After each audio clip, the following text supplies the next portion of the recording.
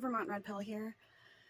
I am really, really sad about all this infighting that's going on with Maga. I don't understand. It seems to me like half of Maga, the really strong, loyal supporters. I mean, I consider myself that with Trump.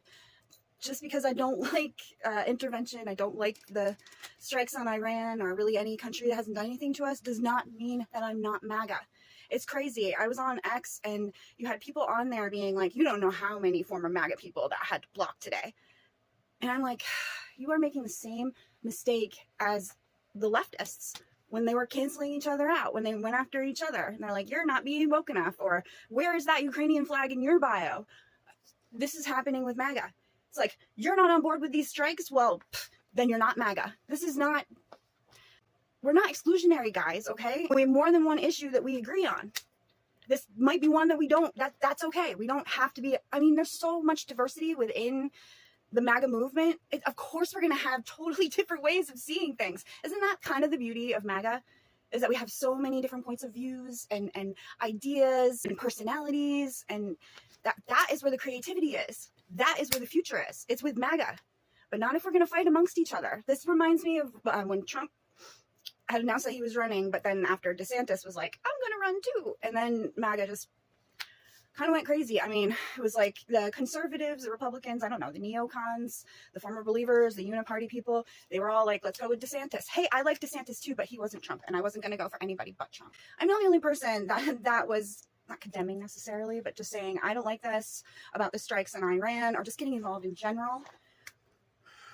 And it's funny because Trump is like, oh, it's just a small part of the base. No, dude, Papa Trump, that's like half your base, maybe? I don't know. I know a lot of the youngins are pretty disillusioned by this, and they're getting more and more like sick of Israel as the time wears on and the bombs keep dropping.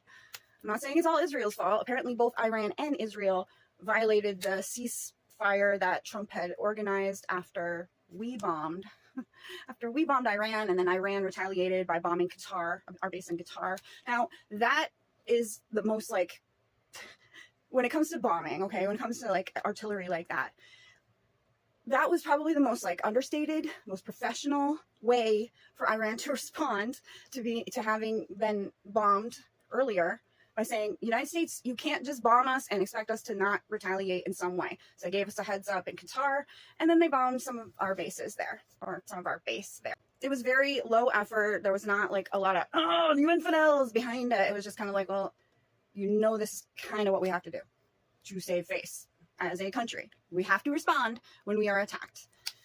But they responded in probably maybe a way that Donald Trump had already predicted, because if they had gone like crazy, they wouldn't look good to the rest of the world now, would they? So they have to be the adult here and be like, well, we don't want to escalate further. And Trump was like, okay, Israel, now that Iran is being an adult here, how about you come to the table and you be adults too? And then they started bombing each other again, and Trump is just like, I don't know what the fuck they're doing when it comes to those two countries. Like, they've been fighting each other for so long, they don't know what they're doing.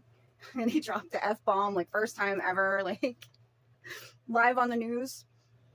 They said that they've caught other presidents, Nixon and somebody else, drop the F-bomb, but it was, hot mic. They didn't mean to do it. It's not like they did it with the public. Trump was just like, fuck it. This is ridiculous. Look at these two fighting. Why do I have to be the parent and be like, stop it, you two? But that is what we chose Trump for, right? I mean, it's funny. The Democrats in 2020 were like, the adults are back in charge. The good people are in charge. No, you know what, Dems? The adults are in charge now. I don't know what you would be doing if you were in charge, but I feel like things would have escalated faster, and we'd probably be very close to boots on the ground somewhere, either in Ukraine or in Iran, or hey, maybe both, who knows? So I'd like to think that this was not the catalyst, but like the sealer, like, okay, that's enough, guys. I've sealed this off.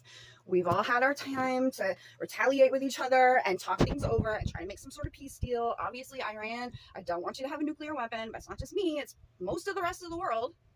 So you're getting bombed by the United States now, but just keep pushing us, and you might end up with NATO.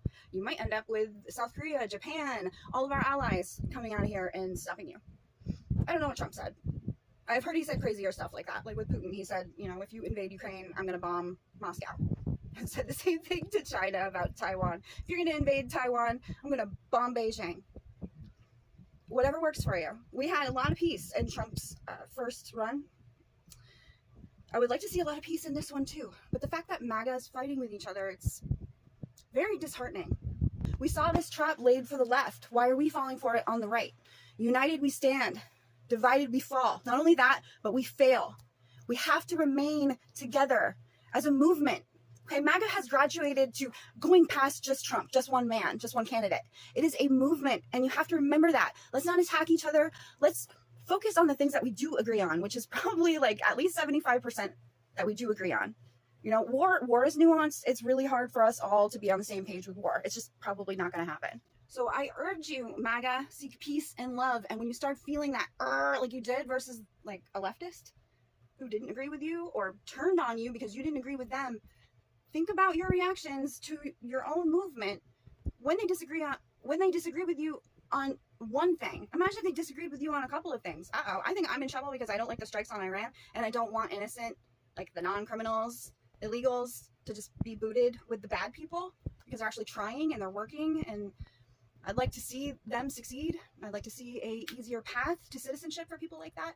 But a lot of MAGA is like, no, just deport them all. It's collateral damage. They didn't do anything wrong, but well, that's not how I feel, okay? So, I don't know. I just don't want to see us fall apart, okay, guys? We are all in this together. And the more we set an example, the more people come over to our side. So let's just try to love and understand each other and not get so mad and emotional when we don't see eye to eye. Thanks for watching. I'll see you next time. God bless America.